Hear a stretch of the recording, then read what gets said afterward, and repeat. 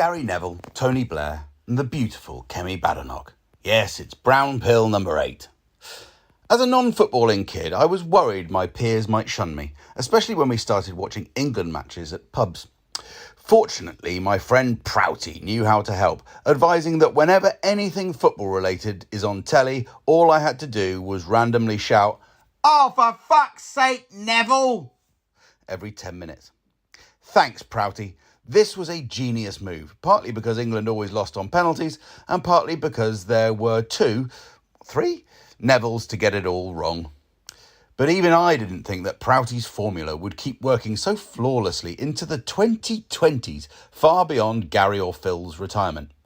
But this week, Gary or Phil blamed middle-aged white men for the tense atmosphere surrounding the Manchester synagogue attack. Of course, the actual murderer was not a middle-aged white man, but an ISIS fan, literally named Mr. Jihad, who shouted something rather un-Neville-like before killing 2 Jewish people. My tiresome acquaintance Edwin said, "So you're joking about the Manchester attack? You're anti-immigration now?" No, Edwin, I'm anti-stabbing, and proud. And of course, I'm anti-Neville. I fully support the right of Palestinians to statehood. I do think Hamas should have to hand in their Kalashnikovs just as soon as Israel hands in their nuclear weapons.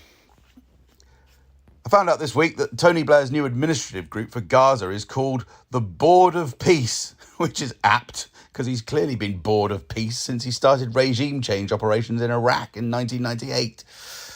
And finally this week, my parliamentary crush, Kemi Badenoch, delivered the Conservative Party conference speech. She promised a Conservative government would review the provision of mobility scooters and benefits for mental health conditions like anxiety and ADHD. I watched the Kemi Badenoch speech live and it was quite entertaining. She said all Labour has given us is an anti-corruption minister under an investigation for corruption, a homeless minister who made her own tenants homeless, a housing secretary sacked for dodging housing taxes. Such ironies abound in politics, don't they, Kemi? Remember strong and stable? It wasn't. We're all in this together? We weren't. The only Tory-approved cliche that isn't back to front and asked about tit was Brexit means Brexit, and that's only because it meant absolutely fuck all in the first place. There's an old joke that a diplomat is someone sent abroad to lie for their country, Kemi said. Well, at least in Peter Mandelson, they had a man of experience. Cue uber-confident sip of water. That's it. Take away my free scooter, you lucky-toothed Tory sex tyrant. Anyway, I'm off to replace Gary Lineker on Match of the Day. My first segment is called Don't Bring Race Confusingly into Everything, Neville.